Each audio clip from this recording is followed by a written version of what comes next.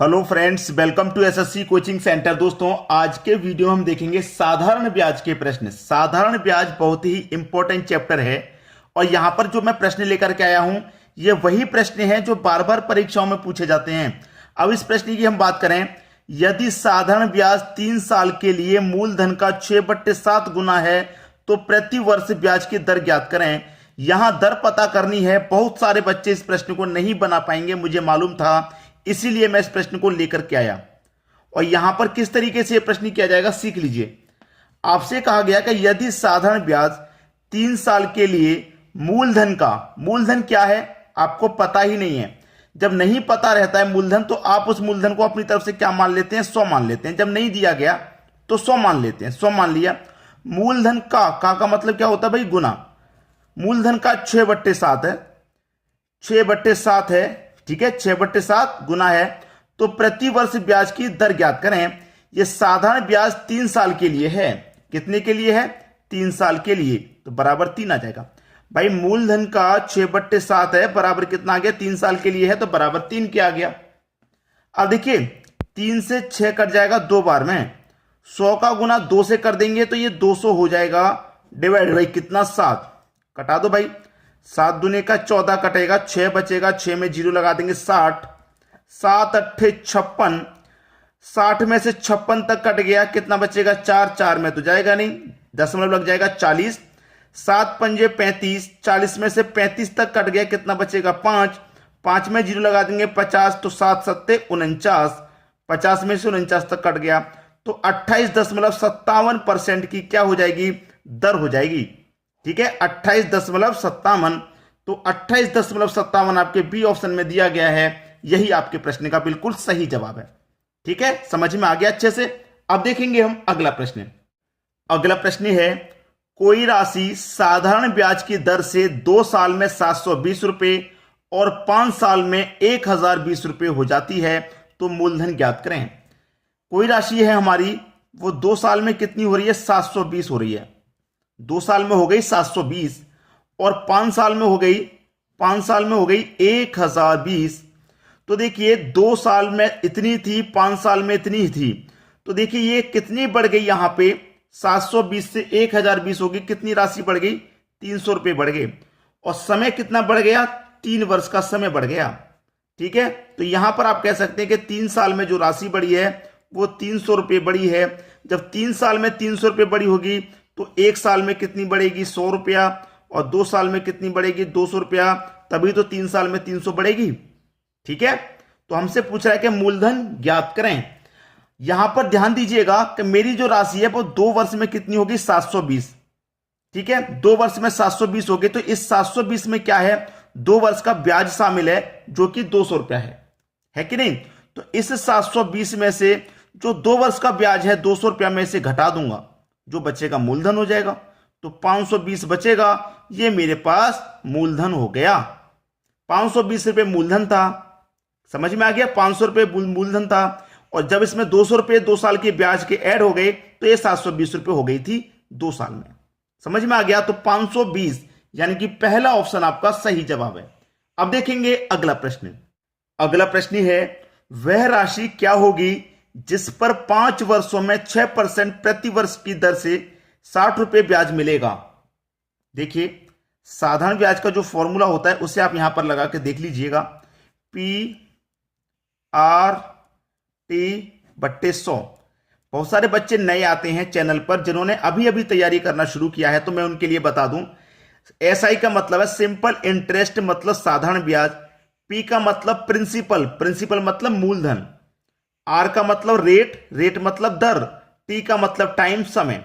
ठीक है, अब यहां पर हमें साधारण ब्याज यानी कि 60 रुपया दिया गया है, तो हमें जो चीज दे रखी है उसे हम लिख लेंगे। प्रिंसिपल नहीं दे रखा, प्रिंसिपल हमको निकालना है। रेट दे रखा है 6% का, टाइम दे रखा है 5 वर्ष का, वटे में कितना? 100। ठीक है, इसी को सॉल्व कर लीजिए, आंसर आ गया। 5 से कटेगा 100 20 बार में, ठीक है, 6 से कट जाएगा 60 10 बार में, 20 का गुना 10 से हो जाएगा, कितना हो जाएगा? 200। इधर क्या बचा? P। तो प्रिंसिपल कितना आ गया? 200 रुपया। पहला ऑप्शन बिल्कुल सही। अब देखेंगे अगला प्रश्न।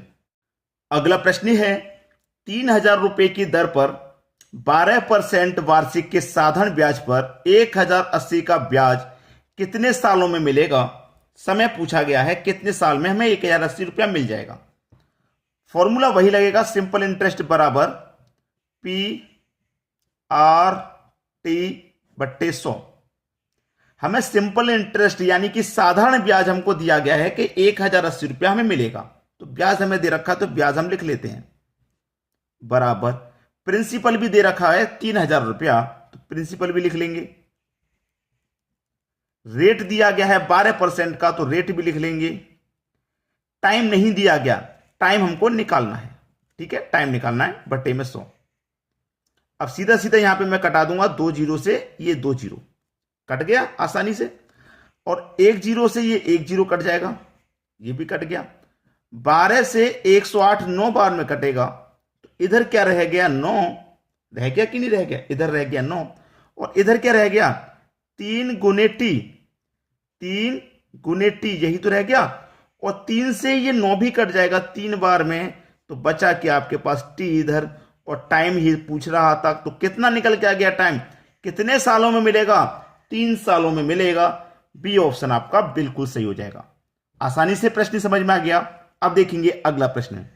अगला प्रश्न है कितने वर्षों में 10% वार्षिक साधारण ब्याज पर कोई धनराशि दोगुनी हो जाएगी। कोई राशि दोगुनी हो जाएगी। हमें राशि जब नहीं पता होती है तो मैं क्या बताता हूं, उसे आप 100 मान लीजिए, ठीक है, 100 मान ली हमने राशि, और राशि हमारी क्या हो जाएगी, दोगुनी हो जाएगी। तो 100 मेरी राशि है, 100 की दोगुनी हो जाएगी तो मतलब 200 हो जाएगी, ठीक है। 100 राशि थी, 100 से दोगुनी हो गई 200 हो गई, तो 100 तो मेरा प्रिंसिपल हो गया, और राशि हो गई मेरी 200, तो मुझे ब्याज कितना मिला, 100 रुपए का ब्याज मिला।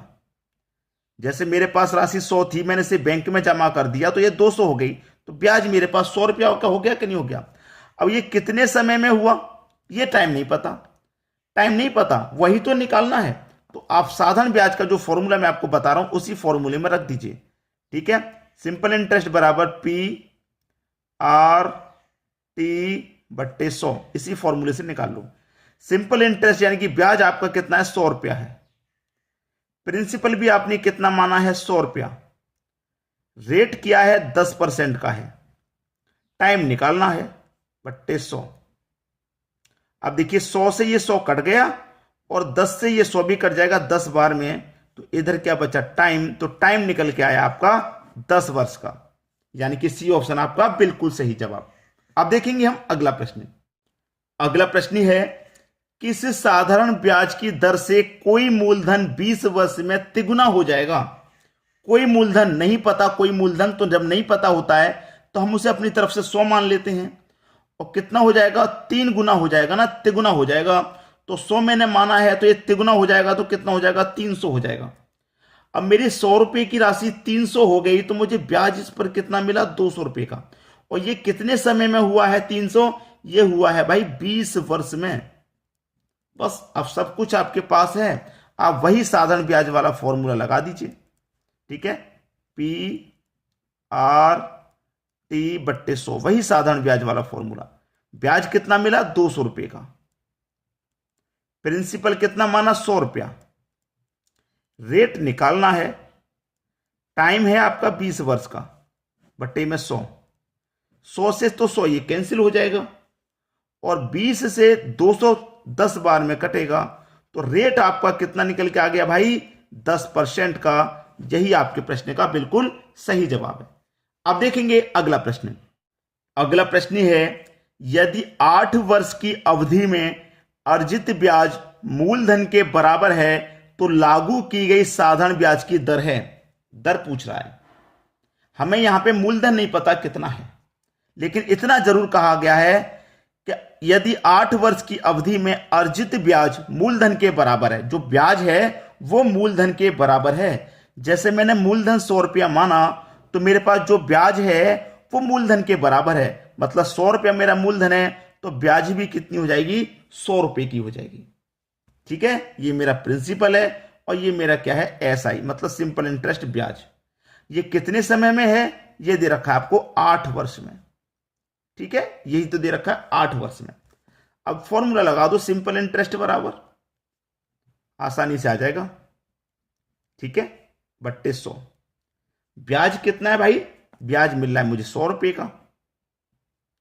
प्रिंसिपल कितना है, प्रिंसिपल भी 100 रुपया है। रेट क्या है, रेट नहीं पता, रेट ही तो निकालना है, दर ही तो पूछ रहा है क्या होगा, और टाइम दे रखा है मुझे 8 वर्ष का, बट्टे 100।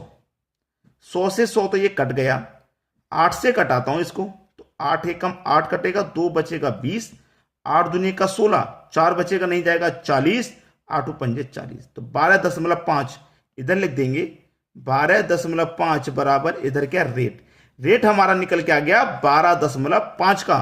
12.5 कहां पर है भाई, डी ऑप्शन में। ये डी ऑप्शन आपके प्रश्न का बिल्कुल सही जवाब है। अब आप हमें कमेंट कीजिए, लाइक कीजिए, शेयर कीजिए वीडियो को। हम आपके लिए दोस्तों जो मेहनत कर रहे हैं उस मेहनत को आप आगे तक बढ़ाइए। जो बच्चों को वीडियो की जरूरत है उन तक वीडियो को पहुंचाइए। आपने सीख लिया अच्छी बात है, लेकिन आपके रिलेशन में जितने भी बच्चे पढ़ाई कर रहे हैं उन तक वीडियो को पहुंचाइए ताकि उनको भी आसानी से सीखने को मिले। ठीक है दोस्तों, धन्यवाद।